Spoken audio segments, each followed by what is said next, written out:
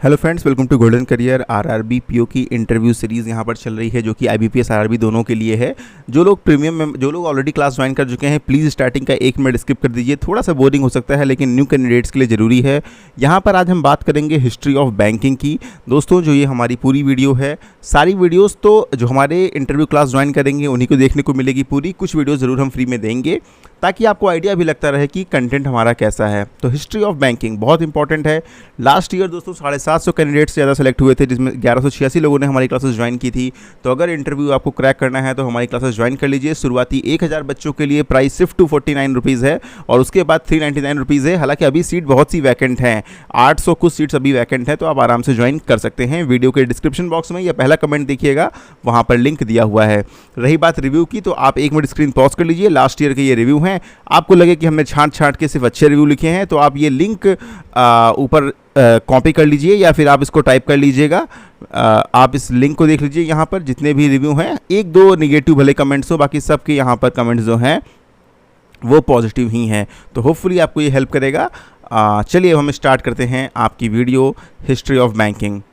देखिए, चूंकि आप बैंक का इंटरव्यू देने जा रहे हैं तो उसकी हिस्ट्री तो पता होनी ही चाहिए, क्योंकि इसमें क्वेश्चन भी आपके एग्ज़ाम में आएगा। एंड जब आप डिटेल में चीज़ें पता होंगी तो कॉन्फिडेंस भी होगा। एंड अगर वो चीज़ें आप बता पाएंगे तो फिर इससे जो इंटरव्यू का पैनल होता है उसे भी लगता है कि हाँ, आप डीपली प्रिपरेशन करके आए हैं। देखिए, हम पहले बात करेंगे फेजेस की, ठीक है। अगर हम बैंकिंग की बात करें तो मेनली यहाँ पर 2 फेज़ हैं। पहला जो फेज़ है जिसको हम वो क्या बोलेंगे, प्री इंडिपेंडेंस फेज़, ठीक है। जो दूसरा है उसको हम बोलेंगे पोस्ट इंडिपेंडेंस फेज़, ठीक है। आप बातों पर ज़्यादा ध्यान दीजिएगा, कुछ चीज़ें मैं कम लिखूंगा। तो जो प्री इंडिपेंडेंट फेज़ है ये आपका स्टार्ट होता है 1770 से एंड जाता है आपका 1947 तक। 1947 जब भारत आज़ाद हुआ। जो पोस्ट इंडिपेंडेंस फेज़ है ये 1947 से लेकर के टिल डेट अभी तक आपका जो है वो चल रहा है। लेकिन अगर हम इस पोस्ट इंडिपेंडेंस फेज़ को भी कैटेगराइज करें तो यहाँ पर हमारे 3 कैटेगरी आ जाती हैं। पहला आपका हो जाता है फेज़ प्री नेशनलाइजेशन का। प्री नेशनलाइजेशन का फेज़ मतलब जब इंदिरा गांधी की जो सरकार थी, जब उसने नेशनलाइजेशन स्टार्ट किया, उसके पहले का फेज़ जब बैंक जो है वो नेशनलाइज नहीं थी। तो ये पीरियड कौन है, ये आज़ादी के बाद का पीरियड है, 1947 से लेकर के 1969 का जो पीरियड है। उसके बाद आपका आता है post nationalisation phase. Post nationalisation ये आपका आ जाता है 1969 से लेकर के 1991 तक का फेज़। अब बोलेंगे सर इसके बाद क्या है। देखिए, इसके बाद आपका आता है लिबराइजेशन, LIBRI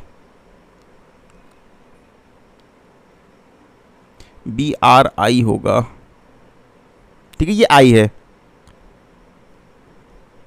ये आपका जो लिबराइजेशन का फेज़ है ये आपका चलता है 1991 से लेकर के टिल डेट तक। अभी तक ये फेज़ आपका चल रहा है। दोस्तों, यहाँ पर स्पेलिंग थोड़ी मिस्टेक हो सकती है, LIBERI है, ठीक है। ये ए टाइप का दिख रहा है, इसको इग्नोर करिएगा। ये हो गया आपके फेजेस, ठीक है। फेजेस आप नोट कर लीजिए। फेजेस नोट करने के बाद अगर हम बात करें, चलिए अब हम बात करेंगे इन चीज़ों की। पहले हम बात करते हैं प्री इंडिपेंडेंस की। प्री इंडिपेंडेंस, अब देखिए प्री इंडिपेंडेंस में क्या है। जो पहली बैंक हम बात करें, फर्स्ट बैंक जो थी इंडिया की, वो कौन थी, वो आपकी थी बैंक ऑफ हिंदुस्तान।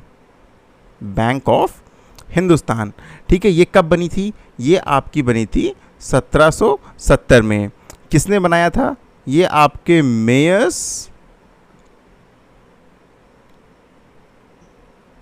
अलेक्जेंडर, ठीक है, XANDER एंड कंपनी।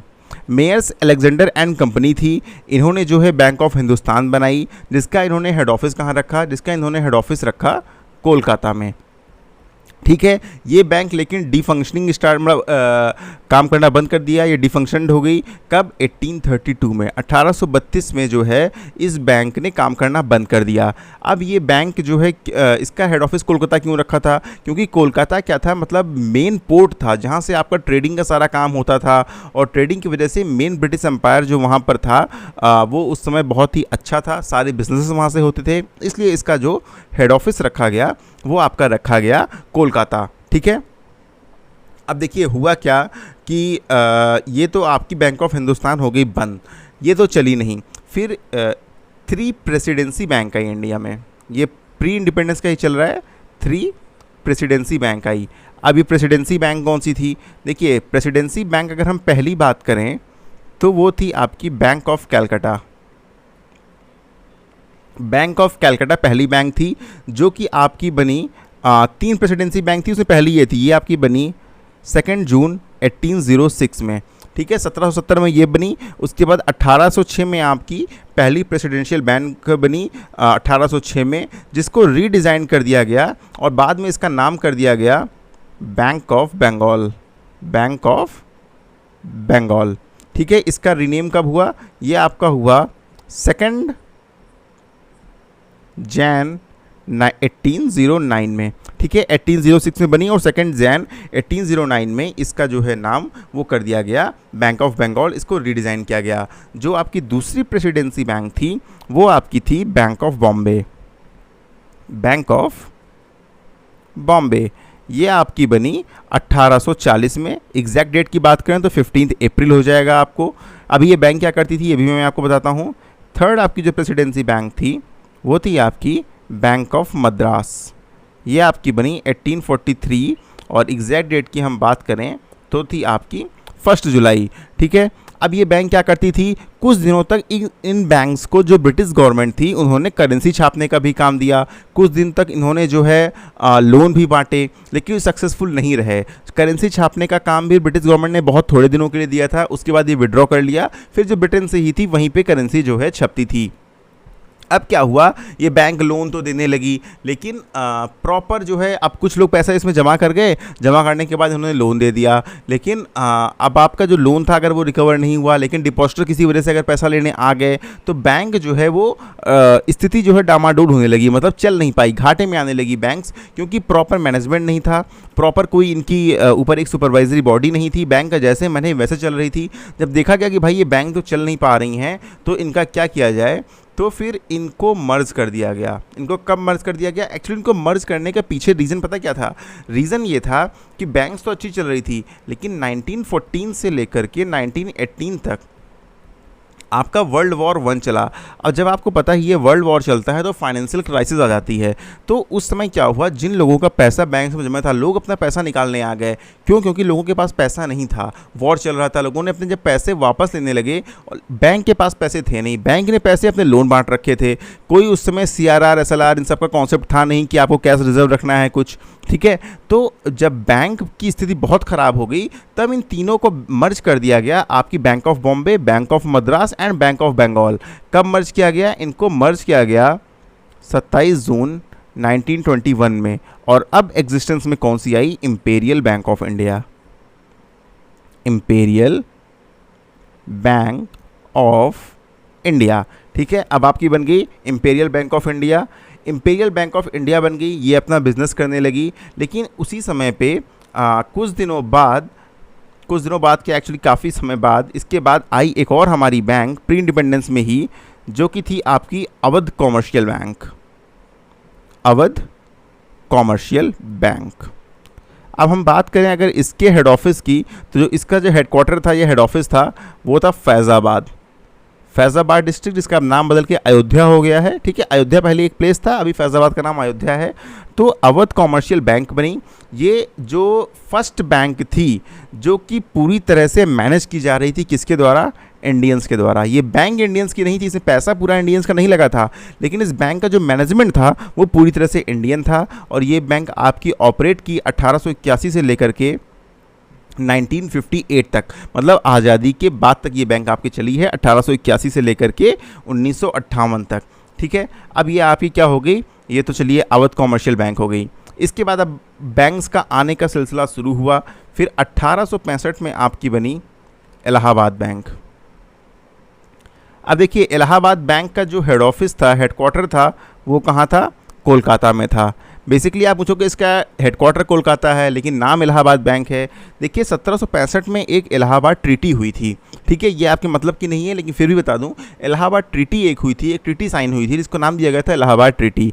उसके 100 साल पूरे होने के उपलक्ष्य में ही एक बैंक खोली गई जिसका नाम दिया गया इलाहाबाद बैंक, और इसका जो हेडक्वार्टर बना वो बना आपका कोलकाता। ये भी एक कॉमर्शियल बैंक थी एंड कॉमर्शियल बैंक थी तो ये डिपॉजिट भी एक्सेप्ट करती थी, लोन भी देती थी लोगों को, लेकिन अगेन कोई रेगुलेटरी बॉडी जो है वहाँ पर नहीं थी। बैंक को जैसे मन है वैसे ऑपरेट कर रहा था। और उसके बाद आई पूरी तरह से एक इंडियन कैपिटल पर बेस्ड बैंक 1894 में, पीएनबी जिसे हम बोलते हैं पंजाब नेशनल बैंक, जो कि अभी तक है। पंजाब नेशनल बैंक जो थी ये किसके द्वारा स्टार्ट की गई? ये स्टार्ट की गई लाला लाजपत राय के द्वारा, लाला लाजपत राय जी के द्वारा ये बैंक स्टार्ट की गई।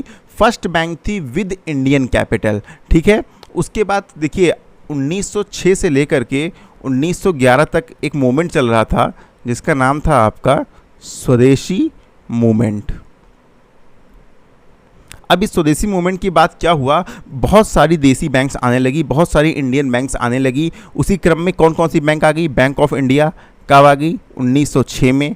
फिर आ गई आपकी बैंक ऑफ बड़ौदा 1908 में, सेंट्रल बैंक ऑफ इंडिया 1911 में। उसके बाद फिर आपकी union bank of India, union bank of India, ठीक है। यूनियन बैंक ऑफ इंडिया जो बैंक थी इसका जो इनॉग्रेशन किया गया था वो महात्मा गांधी जी के द्वारा किया गया था। इनॉग्रेशन जो है वो गांधी जी के द्वारा किया गया था, ठीक है। जो बैंक ऑफ इंडिया थी ये भी पूरी तरह से जो है इंडियंस के द्वारा मैनेज की जा रही थी, लेकिन ये फर्स्ट इंडियन बैंक थी जिसने अपने ओवरसीज़ ब्रांचेस खोली। तो अगेन इंटरव्यू के लिए इंपॉर्टेंट क्वेश्चन कि पहली कौन सी ऐसी इंडियन बैंक है जिसने विदेश में ब्रांच खोली? तो ये थी आपकी बैंक ऑफ इंडिया, ठीक है। बैंक ऑफ इंडिया ने कहाँ खोली? बैंक ऑफ इंडिया ने 1946 में अपनी एक ब्रांच खोली लंदन में, ठीक है। एंड 1974 में इन्होंने एक ब्रांच अपनी पेरिस में भी खोली, ठीक है।